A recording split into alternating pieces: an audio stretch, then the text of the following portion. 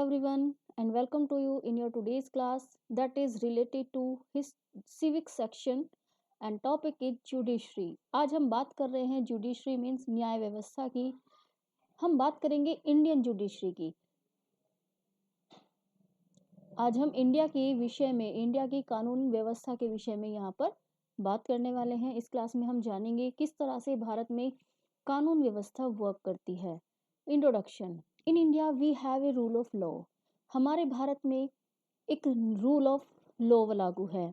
It means that laws apply equally to all persons. Means कानून सभी के लिए एक समान है. And that a certain set of fixed procedure need to be followed when a law is violated. और अगर कानून का ह्रास होता है तो एक निश्चित प्रोसीजर को फॉलो करना पड़ता है कानून की सुरक्षा के लिए. To enforce this law we have a judicial system. और इस नियम को, इस कानून को लागू करने के लिए हमारे देश में एक कानून व्यवस्था लागू है. That consist of mechanism of court, जिसमें हम देखते हैं न्यायपालिकाओं की व्यवस्था. जो हमारे न्याय संसाधन हैं जैसे कि हाई कोर्ट है, सुप्रीम कोर्ट है, ये सब न्याय व्यवस्थाएं हमारे इसमें शामिल होती हैं. That a citizen can approach when a law is violated. जहाँ पर अगर किसी कानून का उल्लंघन होता है तो कोई भी नागरिक अप्रोच कर सकता है, पहुँच सकता है. As an organ of the state, एक ऑर्गन के रूप में, स्टेट के एक ऑर्गन के रूप में जो जुडिशरी है, न्याय व्यवस्था है, वो प्ले करती है एक क्रूशियल रोल, एक जटिल रोल अदा करती है in the functioning of Indian democracy. Bharat के प्रजातंत्र में, प्रजातंत्र के फंक्शन में एक जटिल रोल अदा करती है. It can play this role only because it is independent. और यह रोल वह तभी अदा कर सकती है क्योंकि वह एक स्वतंत्र व्यवस्था है. मीन्स भारत की जो कानून व्यवस्था है वह स्वतंत्र रूप से वर्क करती है. What is the role of judiciary. अब हम बात करेंगे भारत में जुडिशरी की, कानून व्यवस्था का रोल किस तरह से होता है. Court takes decisions on a very large number of issues. जो न्यायालय हैं वो निर्णय लेते हैं एक बड़ी संख्या में. जो मुद्दे वहाँ पर इशू लाए जाते हैं उन मुद्दों पर वह डिसीजन लेते हैं, निर्णय लेते हैं. They can decide that no teacher can beat a student. वे डिसाइड करते हैं यह मुद्दा कि कोई टीचर एक स्टूडेंट को नहीं बीट कर सकता. और about the sharing of river water, या पानी के दो स्टेट्स के बीच पानी के बंटवारे को लेकर वह निर्णय ले सकते हैं. और they can punish people for particular crimes. और इस तरह के क्राइम्स के लिए वो जो दोषी पीपल्स होते हैं उनको निश्चित सजा भी दे सकते हैं. The work of the judiciary can be divided into the following. Judiciary, न्याय व्यवस्था के कार्यों को इस प्रकार से हम डिवाइड कर सकते हैं. कार्यों का डिवाइडेशन होता है. न्यायपालिका के जो न्याय व्यवस्था होती है उनको डिवाइड करने का काम किस तरह से होता है. जो डिवाइडेशन है उसमें फर्स्ट आता है डिस्प्यूट रिजोल्यूशन. मीन्स झगड़ों का निपटारा करना, समाधान करना. Judicial review. जुडिशियल मीन्स जो नियम लागू किए गए हैं कानून व्यवस्था के रूप में उनको रिव्यू लेना, उन पर आकलन करना. Upholding the law and enforcing fundamental rights. कानून व्यवस्था को बनाना और फंडामेंटल राइट, जितने भी सैद्धांतिक नियम हैं, हमारे राइट्स हैं, अधिकार हैं, उनकी सुरक्षा करना और उनको लागू करवाना. ये सब कार्य न्याय व्यवस्था के अंतर्गत काउंट किया जाता है. अब किस तरह से ये तीनों फंक्शंस अटेम्प्ट होते हैं. डिस्प्यूट रिजोल्यूशन, डिस्प्यूट झगड़ों का निपटारा किस तरह से होता है. The judicial system provides a mechanism for resolving dispute. जो जुडिशियल सिस्टम है, हमारा कानून व्यवस्था है, वो एक नियम, एक तरीका, एक पॉलिसी को लागू करती है इस तरह के झगड़ों को निपटाने के लिए, जिसमें शामिल होते हैं बिटवीन सिटीजन्स, नागरिकों के बीच झगड़े, and the government, between citizen and government, नागरिक और सरकार के बीच के झगड़े, बिटवीन टू स्टेट गवर्नमेंट्स, दो राज्य सरकारों के बीच के झगड़े, and between the centre and the state government, और या फिर केंद्र सरकार और एक राज्य सरकार के बीच भी जो भी झगड़े होते हैं वो उनको रिजॉल्व करने का काम करती है, उनको सुधारने का काम करती है। उसके बाद दूसरा फंक्शन आता है जुडिशियल रिव्यू, कानूनी संबंधी रिव्यू। इसके अंतर्गत क्या किया जाता है? एज द फाइनल इंटरप्रेटर, एक फाइनल हस्तक्षेपकर्ता की तरह, ऑफ द कॉन्स्टिट्यूशन, संविधान के फाइनल हस्तक्षेपकर्ता की तरह, the judiciary also has the power to strike down particular laws passed by the parliament. जो जुडिशरी है, कानून व्यवस्था है, वह भी किसी निश्चित नियम को जो कि पार्लियामेंट में लागू हुआ है उसको रोक सकती है। इफ इट बिलीव्स, अगर उसे यह महसूस होता है कि that these are a violation of basic structure of the constitution, कि जो नियम लागू किया गया है वो संविधान के स्ट्रक्चर, बेसिक स्ट्रक्चर के खिलाफ है। This is called judicial review. इसी को हम जुडिशियल रिव्यू कहते हैं। मीन्स वह हस्तक्षेप करती है अगर कोई बिल या कानून गलत तरीके से लागू किया गया है और उसमें कोई गलत विचारधारा को पास आउट कर दिया गया है जो हमारे बेसिक संवैधानिक स्ट्रक्चर के खिलाफ है, तो वहाँ पर वह उसको रोक सकती है, प्रतिबंधित कर सकती है। Upholding the law and enforcing fundamental rights, कानून को लागू करना, बनाए रखना, और एनफोर्सिंग फंडामेंटल राइट, जो संवैधानिक अधिकार हैं उनको मानने के लिए फोर्स करना। Every Indian citizen can approach the supreme court, हर भारतीय नागरिक अप्रोच कर सकता है, पहुंच सकता है सुप्रीम कोर्ट तक, हाई कोर्ट तक, इफ दे बिलीव, अगर उन्हें यह महसूस होता है कि their fundamental rights have been violated, उनसे उनका संवैधानिक अधिकार छीना गया है, उसके खिलाफ वह supreme court or high court दोनों तक अप्रोच कर सकता है, दोनों तक गमन कर सकता है। What is an independent judiciary? अब भारत में जो इंडिपेंडेंट जुडिशरी मानी जाती है वो किस तरह से है? The Indian constitution protects the citizens against the influence of the rich and powerful people. जो हमारा भारतीय संविधान है वह देश के नागरिकों को प्रोटेक्ट करता है, सुरक्षा देता है उन पावरफुल पीपल्स और रिच पीपल्स के प्रभाव के खिलाफ, and providing for the independence of judiciary, और उसके लिए जो हमारी न्याय व्यवस्था है उसको पूरी तरह से इंडिपेंडेंट रखा गया है, स्वतंत्र रखा गया है। It is done by the separation of power, इसको पूरी तरह से सेपरेशन ऑफ पावर रखा गया है। मीन्स जितने भी राजनीतिक दल हैं जिनके पास पावर आ जाती है सत्ता पाने के बाद, उन सब का हस्तक्षेप जुडिशरी व्यवस्था में नहीं हो सकता, वे किसी भी तरह कोई भी हस्तक्षेप नहीं कर सकते। It means that the other branches of the state, means जो अन्य ब्रांचेज हैं स्टेट्स की, जैसे कि लेजिस्लेचर, लेजिस्लेटर जो कानून बनाती हैं, एग्जीक्यूटिव जो कानून को लागू कराती हैं, can not interfere in the work of judiciary, वह न्याय व्यवस्था, तीसरा जो ऑर्गन होता है जुडिशरी, न्याय व्यवस्था में इंटरफियर नहीं कर सकती, हस्तक्षेप नहीं कर सकती। The courts are not under the government and do not act on their behalf, जो न्यायपालिकाएं हैं, जो न्याय के साधन माने जाते हैं, कोर्ट्स हैं, वो किसी भी सरकार के अंडर में काम नहीं कर सकती और ना ही उनके बिहाफ पर कोई भी निर्णय ले सकती हैं। मीन्स जो भी केस दर्ज किए जाते हैं कोर्ट्स में, वहाँ पर सरकार के द्वारा कोई भी हस्तक्षेप नहीं किया जा सकता है। सरकार अपने मनमाने निर्णय लागू नहीं करा सकती है।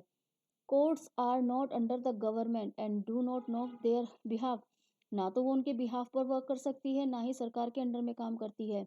The supreme court and the high court जज एज appointed with very little interference from other branches of government, यहाँ तक कि जो सुप्रीम कोर्ट है और हाई कोर्ट में जो जज नियुक्त किए जाते हैं उनका जो अपॉइंटमेंट होता है उनमें भी अन्य ब्रांचेस का जो अन्य सरकारें हैं, अन्य ब्रांचेस की जो सरकारें हैं उनका हस्तक्षेप जो होता है जज के चुनाव के लिए, वो भी नाम मात्र के लिए ही होता है, वेरी लिटिल, बहुत कम हस्तक्षेप उनका होता है।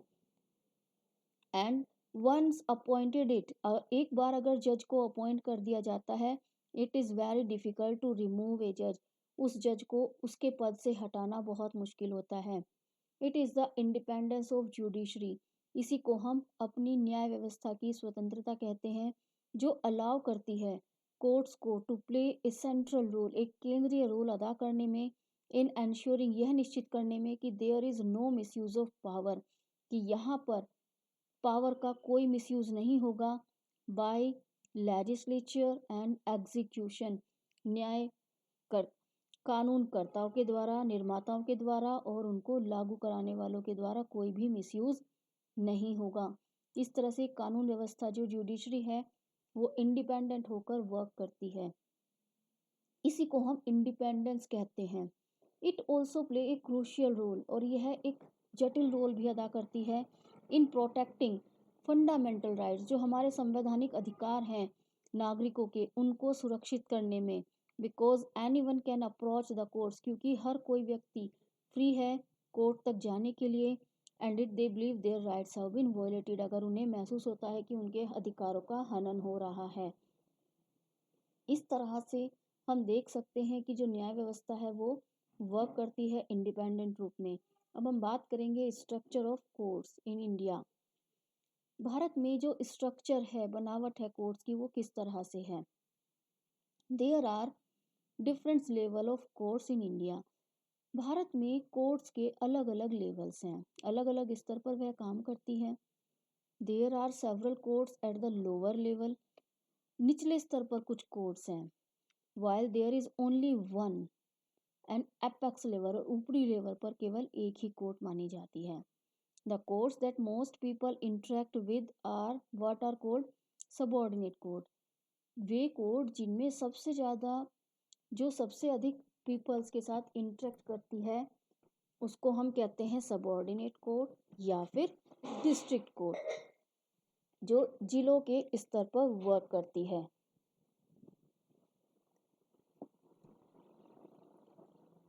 उन्हें डिस्ट्रिक्ट कोर्ट या सबऑर्डिनेट कोर्ट कहा जाता है।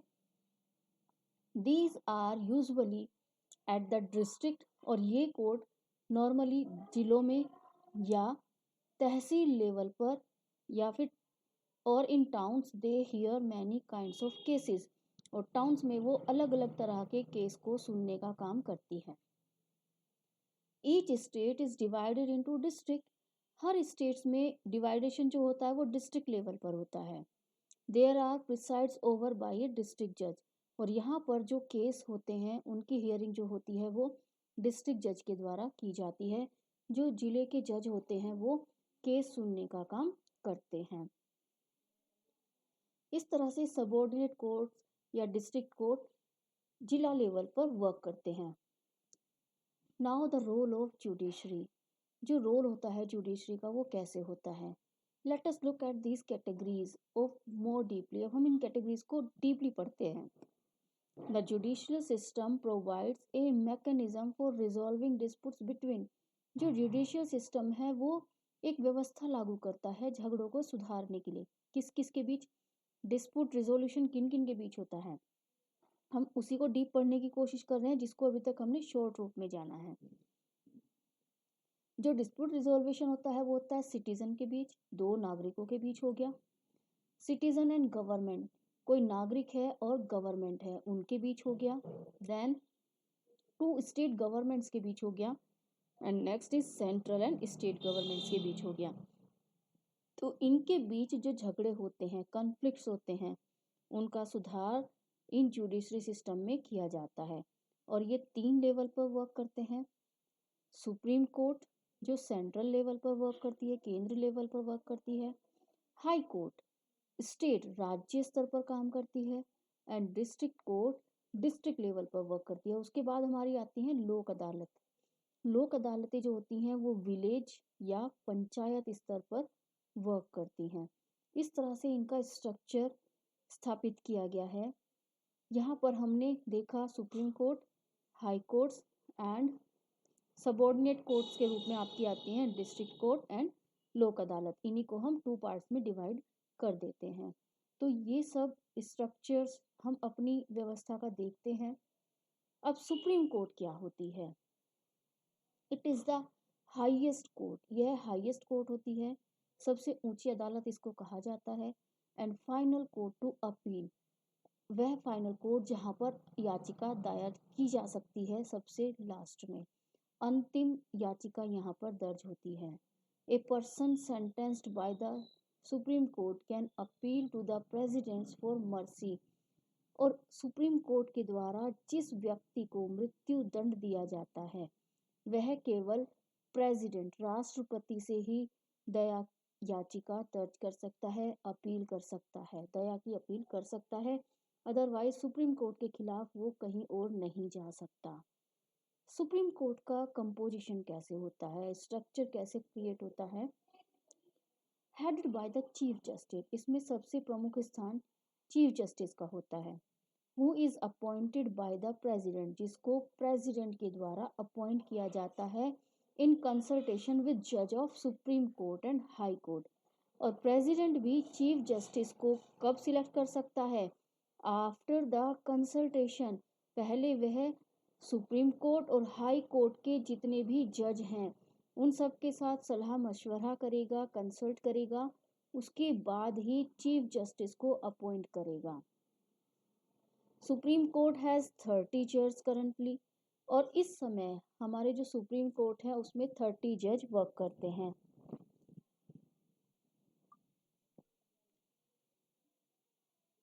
कंडीशन जो ज़रूरी होती है सुप्रीम कोर्ट के जज के लिए, जो सुप्रीम कोर्ट के जज बनने के लिए शर्तें हैं। सबसे पहली शर्त होती है वह भारत का नागरिक हो। 10 इयर्स का एक्सपीरियंस उसके पास होना चाहिए हाई कोर्ट में जज के रूप में वर्क करने का, तभी वह सुप्रीम कोर्ट में जज बन सकता है। एंड बी ए ज्यूरिस्ट, वह ज्यूरिस्ट होना चाहिए। Can serve till the age of 65, और वह 65 इयर्स की एज तक वर्क कर सकता है। मीन्स उसको न्याय के प्रति पूरी तरह से आश्रित होना चाहिए, आसक्त होना चाहिए। जुडिक्शन, न्याय व्यवस्था, the power of or the authority of a court and the area within which it can exercise this authority types। अब कितनी टाइप्स की एक्सरसाइज जो होती है कोर्ट्स की जो वर्क करती है वो, ओरिजिनल, अपीलेटाइट, एडवाइजरी एंड सुपरवाइजरी। न्याय व्यवस्था को 4 टाइप्स में डिवाइड किया गया है। मीन्स जो न्याय व्यवस्था है उसमें 4 टाइप्स का डिवाइडेशन होता है न्याय व्यवस्थाओं का। Original, appellate, advisory and supervisory. अब यह सब संस्थाएं किस तरह से वर्क करती हैं? ओरिजिनल जुडिक्शन, वास्तविक जुडिक्शन क्या होता है?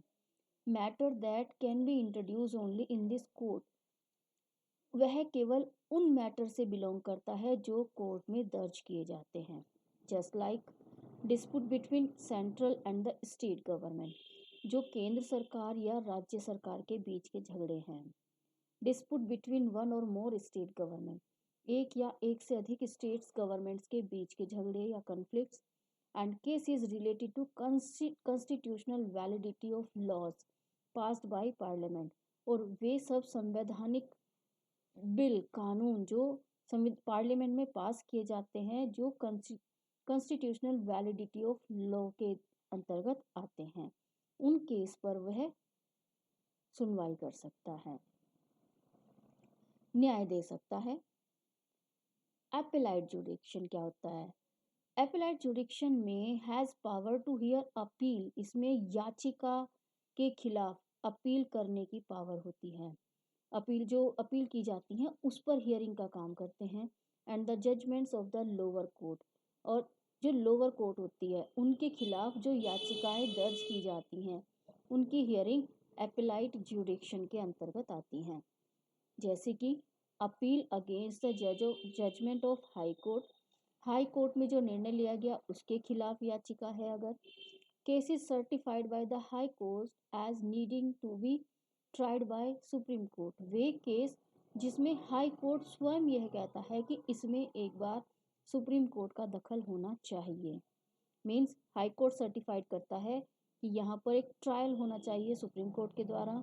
Cases required interpretations of the constitution, वे केसेस जिसमें संविधान की हस्तक्षेपता होती है।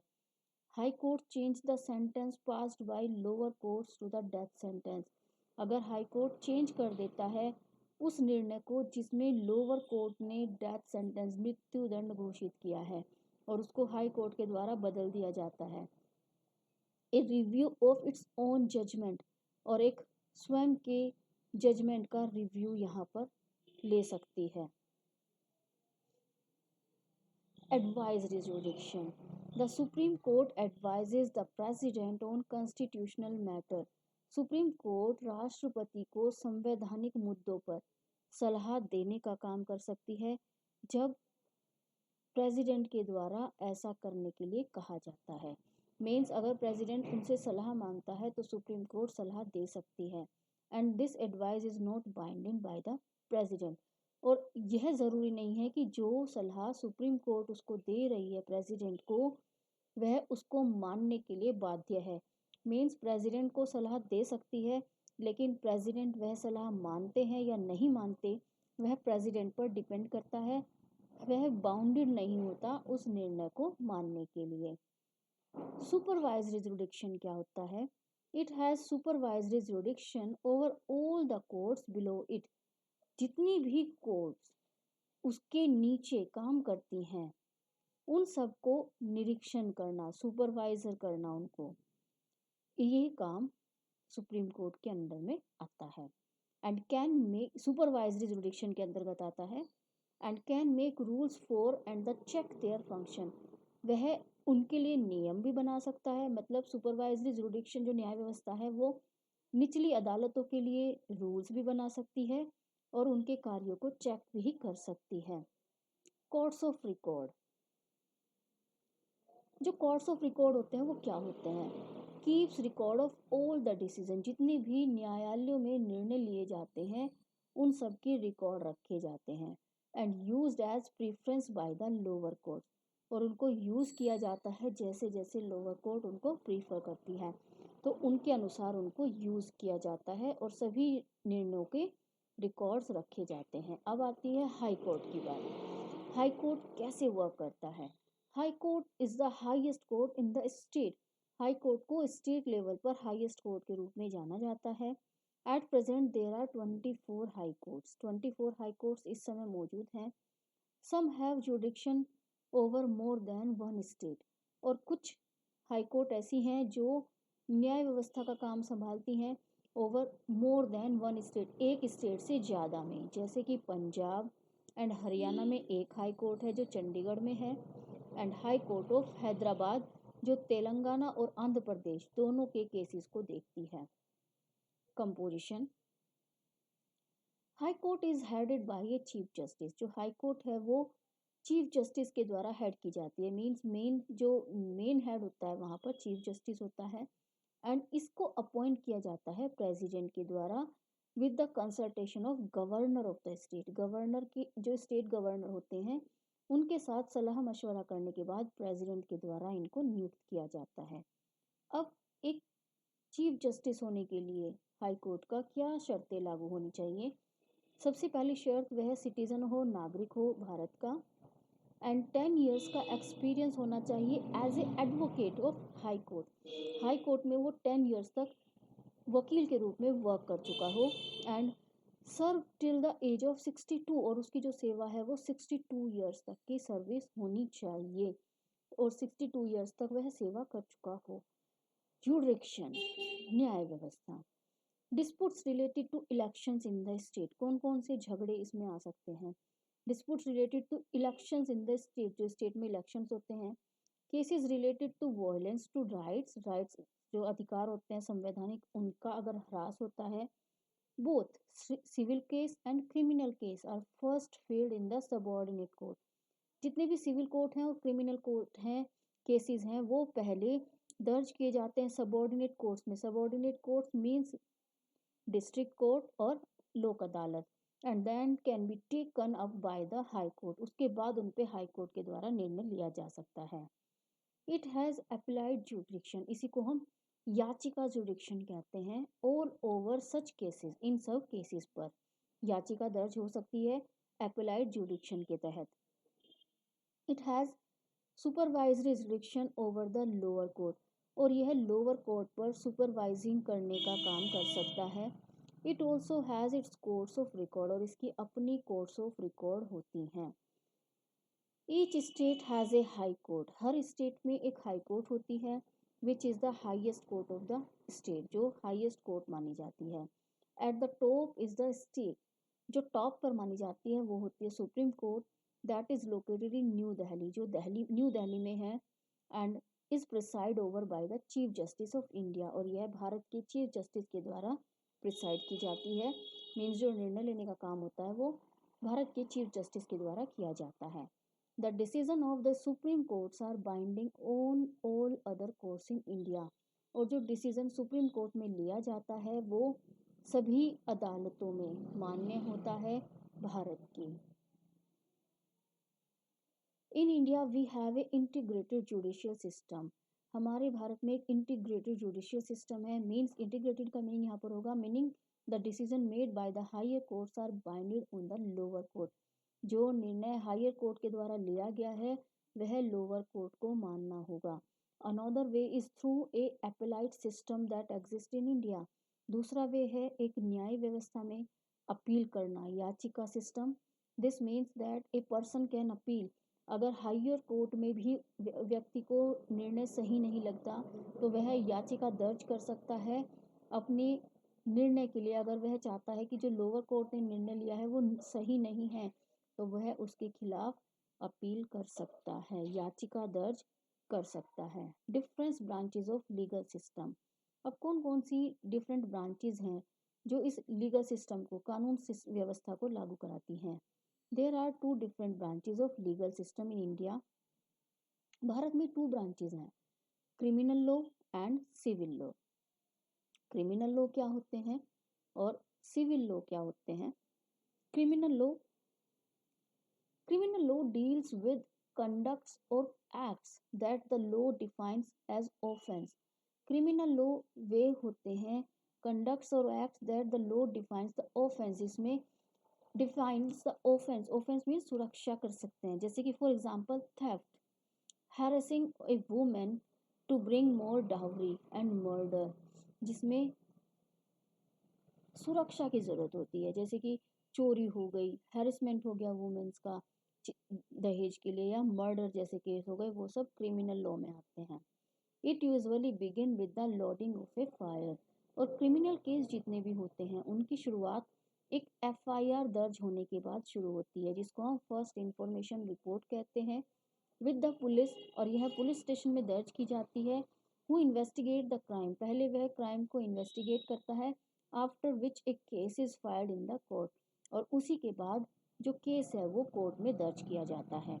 If found guilty the accused can be sent to jail and also fine, अगर जो जिस पर केस दर्ज किया गया है वह अपराधी घोषित होता है, अपराधी पाया जाता है, तो उसको जेल भी भेजा जा सकता है और उससे फाइन भी वसूला जा सकता है, उनसे पैसा भी वसूला जा सकता है फाइन्स के रूप में। Civil law, civil law deals, जो सिविल लॉ होते हैं वो किसके साथ वर्क करते हैं। Civil law deals with any harm or injury to right to individual, किसी इंडिविजुअल व्यक्ति के जो राइट्स होते हैं, इंजरी होती है, उससे डील करता है। Just like dispute relating to sale of land, जमीन को बेचने से संबंधित झगड़े। परचेज ऑफ गुड्स, सामान की खरीद से रिलेटेड झगड़े जो होते हैं। किराए से रिलेटेड मैटर्स हैं, या डाइवोर्स केस हो गए, इनके लिए एक पिटिशन दायर की जाती है। Petition has to be filed before the relevant court, यहाँ पर रिलीवेंट कोर्ट के सामने एक पिटिशन दायर की जाती है, याचिका दायर की जाती है, by the affected party only, केवल प्रभावित पार्टी के द्वारा। In a rent matter either the landlord to tenant can file a case, और जो रेंट से रिलेटेड मैटर होते हैं, किराए से संबंधी मैटर होते हैं, उसमें लैंडलॉर्ड किराएदार के खिलाफ केस दर्ज कर सकता है। The courts give the specific relief asked for, अब इसमें जो कोर्ट होती हैं वो स्पेसिफिक रिलीफ दे सकते हैं आस्क करने के बाद। For instance in A case between the landlord और ए टेनेंट, जो जैसे कि जो जमीन के मालिक के और किराएदार के बीच में झगड़े होते हैं। A court can order the flat to be vacated and pending rent to be paid, उसमें जो कोर्ट है वो निर्णय ले सकता है कि जो फ्लैट है उसको खाली कर दिया जाए और जो पेंडिंग रेंट है वो मकान मालिक को दे दिया जाए। इस तरह से कोर्ट निर्णय ले सकता है। Does everyone has access to courts? अब बात उठती है कि क्या हर व्यक्ति कोर्ट तक पहुंच सकता है? In principle all citizen of India can access, सिद्धांतिक रूप से तो देश के सभी नागरिक कोर्ट तक पहुंच सकते हैं। This implies that every citizen has a right to justice through the courts. इसका मतलब है कि जितने भी देश के नागरिक हैं उन सबको अधिकार है न्याय पाने का थ्रू द कोर्ट्स। वह न्यायालयों के थ्रू कोर्ट्स से निर्णय ले सकते हैं। The courts play a very significant role in the protecting our fundamental rights. हमारे संवैधानिक अधिकारों की सुरक्षा के लिए जो कोर्ट्स हैं, न्यायालय हैं, वो एक विशेष रोल अदा करते हैं। If any citizen believe that, अगर किसी नागरिक को यह विश्वास है कि उनके जो राइट्स हैं, संवैधानिक अधिकार हैं, उनका हरास हो रहा है, वॉयलेटेड हो रहे हैं वो, then they can approach the courts for justice and to be done. तो वह कोर्ट्स तक पहुंच सकते हैं और वहां पर उनको न्याय मिल सकता है। तो इस तरह से जनता न्यायालयों तक जा सकती है। While the courts are available for all, जो न्यायालय है वो सबके लिए अवेलेबल हैं, but in reality access to courts have always been difficult. वास्तव में न्यायालयों तक पहुंचना हर व्यक्ति के लिए आसान नहीं है, यह बहुत डिफिकल्ट माना जाता है। Vast majority of poor in India, और दूसरी बात यह है कि भारत में गरीबी जो संख्या है वो बहुत ज़्यादा है। लीगल प्रोसीजर जो होता है इन सब कार्यों के लिए, उसमें बहुत अधिक पैसा लगता है।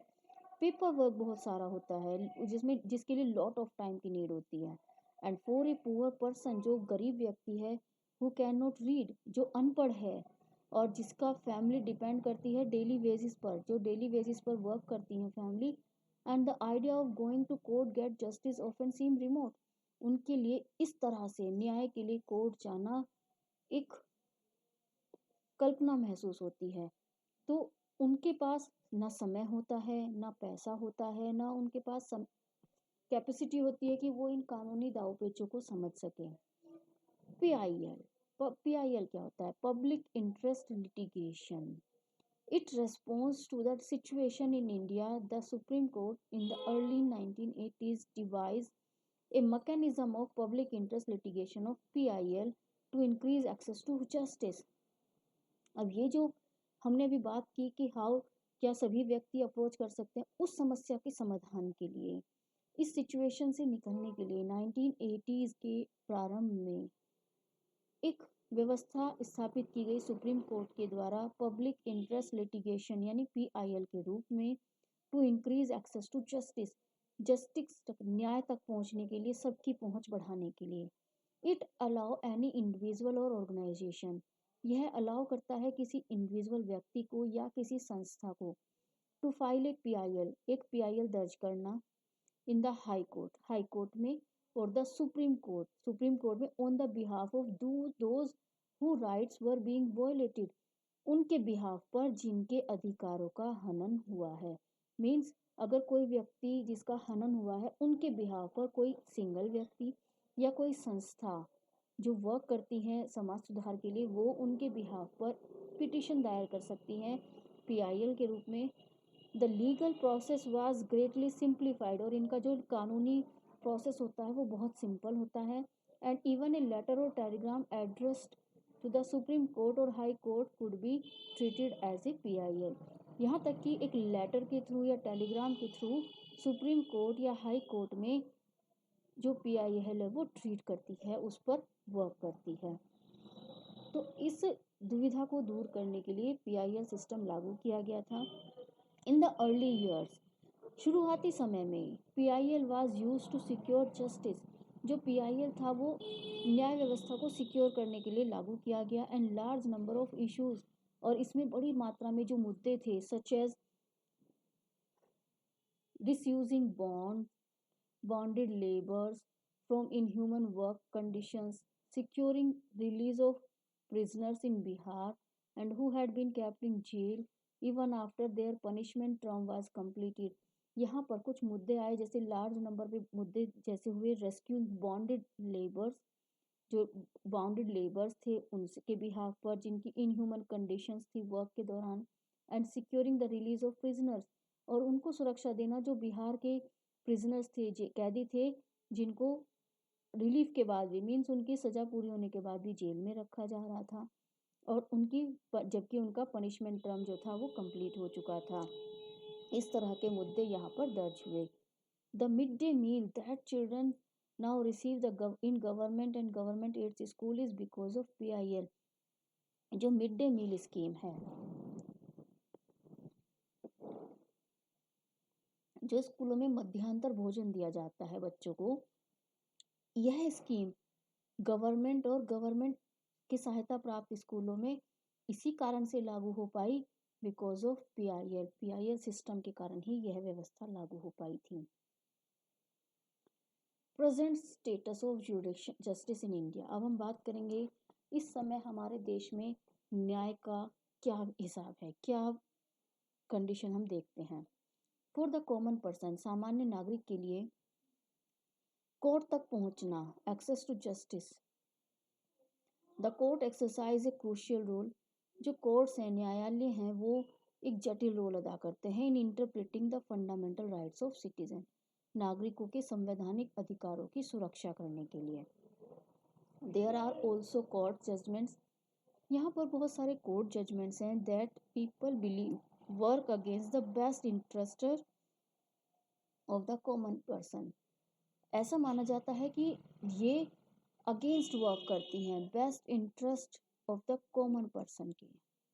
For example, the activities who work on issue concerning the rights to shelter or housing for the poor. ऐसा माना जाता है कि जो एक्टिविस्ट हैं, जो वर्क करते हैं उस इशू के ऊपर, जैसे कि घर हो गया, हाउसिंग हो गया पुअर्स के लिए, believe that the recent court judgments of evictions are a far cry from earlier judgment. ऐसा माना जाता है कि जो जजमेंट हुआ इविक्शंस पर, वो दूर है फ्रॉम अर्लियर जजमेंट्स, प्रारंभिक न्याय के व्यवस्था से। The recent judgment stand to view the slum dwellers. जो रिसेंट जजमेंट है वो बताता है एक व्यू को, जो स्लम झुग्गी झोपड़ी जो स्लम्स ड्वेलर्स होते हैं, as an encroachers in the city, जिनको सिटी से बाहर निकाला जा रहा है। जो प्रारंभिक जजमेंट हुआ करते थे, just like in 1985 Olga Tellis versus Mumbai municipal corporation had tried to protect the livelihoods of slums dwellers. Another issue, दूसरा issue था that affects the common person access to justice in the inordinately long years. That court takes to hear a case. Courts को सुनने में लंबा समय लगता है। The phrase justice delayed is justice denied. इसी के कारण यह कहावत शुरू हुई कि न्याय में डिले होना न्याय को खत्म कर देना है। Is often used to characterise the extended time period that court takes. यह बताता है इस बात को कि जो कोर्ट्स हैं, न्यायालय व्यवस्था है, वो न्याय देने में बहुत लंबा समय लेती हैं। However, in spite of this, इन सब के बावजूद, there is no denying fact that the judiciary has played a crucial role. इस बात को हम नहीं झुठला सकते कि जो कानून व्यवस्था है वो एक क्रूशियल रोल, जटिल रोल अदा करती है एक डेमोक्रेटिक भारत में, and serving as a check on the power of executive and legislature. और वह एक नियंत्रण रखती है एग्जीक्यूटिव एंड लेजिस्लेटर दोनों की पावर पर, as well as in protecting the fundamental rights of the citizen. और अपनी तरफ से फंडामेंटल राइट जितने भी नागरिकों के हैं उनको भी प्रोटेक्ट करने की कोशिश करती है। The members of the constituent assembly, जो मेंबर्स होते हैं संवैधानिक सभाओं के, had quite correctly envision a system of courts. वे सही तरीके से विजन किए जाते हैं कोर्ट सिस्टम के द्वारा, with an independent judiciary as a key features of our democracy. और ये कोर्ट्स इंडिपेंडेंट कानून व्यवस्था के रूप में काम करती हैं जो हमारे डेमोक्रेसी प्रजातंत्र की प्रमुख विशेषता के रूप में जानी जाती हैं। इन ए स्पीच, फैक्ट्स की बात है, in a speech made on 26 November 2007, the former chief justice of India, उस समय पर जो चीफ जस्टिस थे भारत के जी बालकृष्णन, नोटेड दैट, उन्होंने कहा था कि the Indian judiciary consist of one supreme court with 26 जज। जो भारत की कानून व्यवस्था है उसमें सुप्रीम कोर्ट में 26 जज हैं, 21 high courts with a sanctioned strength of 21 high courts हैं जहाँ पर 725 जजेस हैं और वर्किंग स्ट्रेंथ है 597 as a 1 March 2007 and 14,477 subordinate courts जज हैं। वर्किंग स्ट्रेंथ उनकी है 11,767 ऑन दिसंबर 2006, जो 2006 में इतनी थी। तो यह एक आंकड़े को बताता है कि किस तरह से इनका रोल बढ़ता जा रहा है। इस तरह से हम देखते हैं कि जो न्याय व्यवस्था है वो प्रसारित है पूरे भारत में, वो वर्क करती है।